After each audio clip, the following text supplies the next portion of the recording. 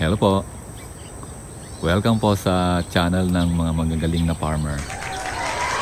Ipapakita po ulit natin yung ating kalamansi na noong nakaraang linggo napakarami po niyang bulaklak. At iti po siya ngayon na dry na yung mga bulaklak at may mga bagong bunga na po siya na maliliit pa.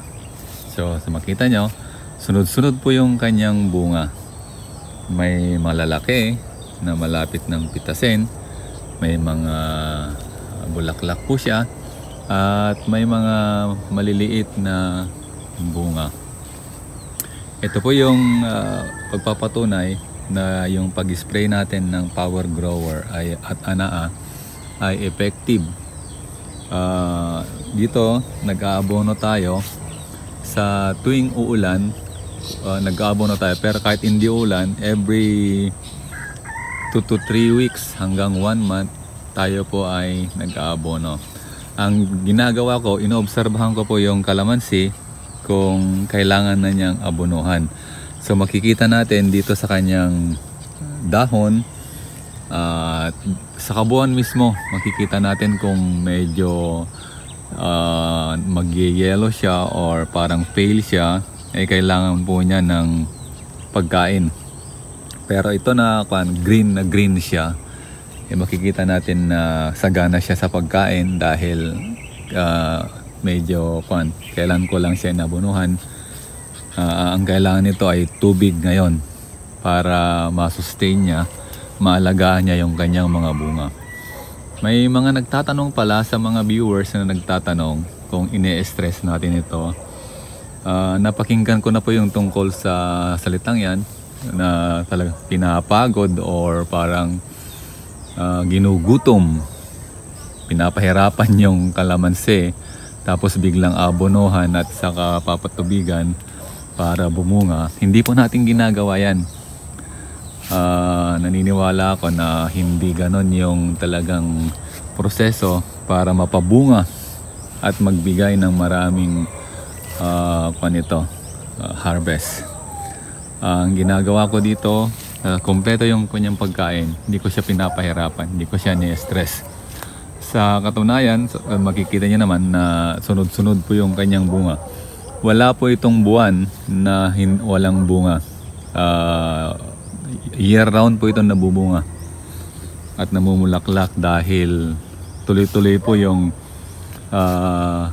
pagkain niya at pag-spray natin ng Power Grower at saka tuloy-tuloy po rin yung paglalagay natin ng insecticide, yung Pegasus at saka yung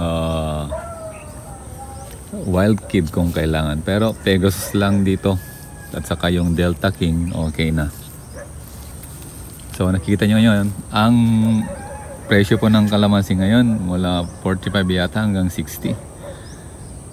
Yan ang kaya ito, pinipilian namin yung mga pwede ng kunin. Gaya doon, yung mga nasa taas, yung mga yan, malalaking bunga, kinukuha namin po yan para maibenta. Ito po yung buwan na talagang December, yung pinaka magandang magbenta ng kalamansi. Napakamahal po ngayon kasi end demand yung bunga ng kalamansi. So ayan po, ang dami niyang bunga. Ang dami din pong maliliit na bunga. Ayan. Yan na yung mga dating bulaklak.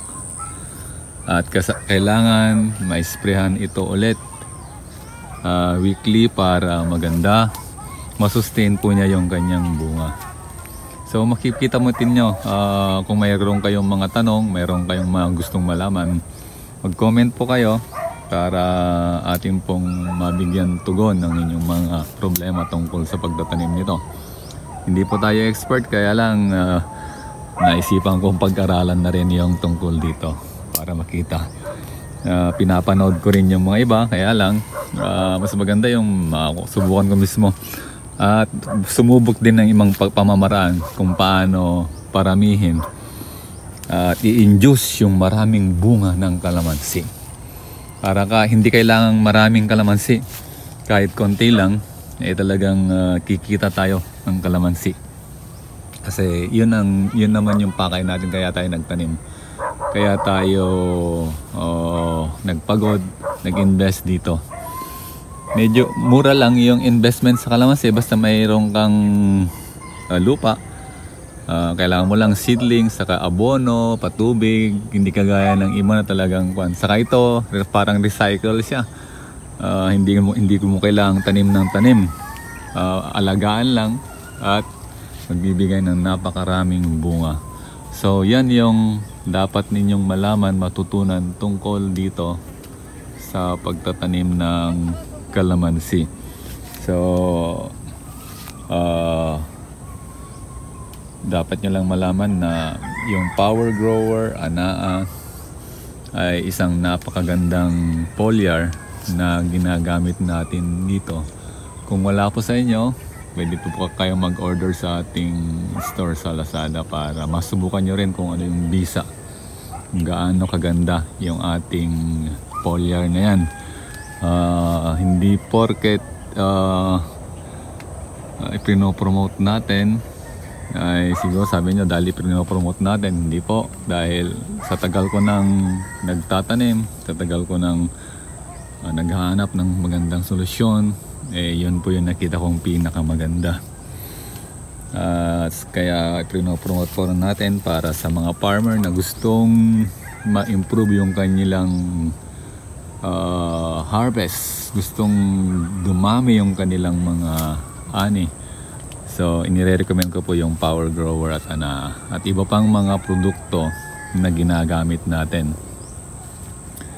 So nga pala, yung sticker na ating ginagamit ay sasabihin po natin, tignan nyo po yung picture na nasa screen.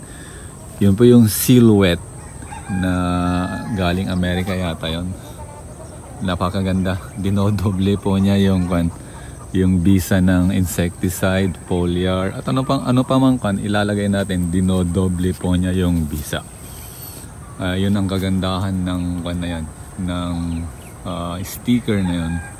Matagal yung bisa, kahit maulanan, hindi talaga na basta-basta naalis. So ito po yung ating yung update nito. Papakita ko ulit ito yung sa mga susunod na linggo kung anong mangyayari dito. So nakita nyo, napakarami pong bunga ng ating kalamansi. At salitin ko, napakamahal po ng kalamansi ngayon. Talagang ito yata yung buwan na to talagang mahal. Noon pa na nabalitaan ko na to, kaya sinubukan ko magtanim nito. So maraming salamat sa inyong panonood, pagsusubaybay. Ulitin ko, kung gusto nyong gumaling, mag-subscribe po kayo at i-share nyo na rin yung ating mga video. Dito po kayo sa channel ng Magaling. Salamat po.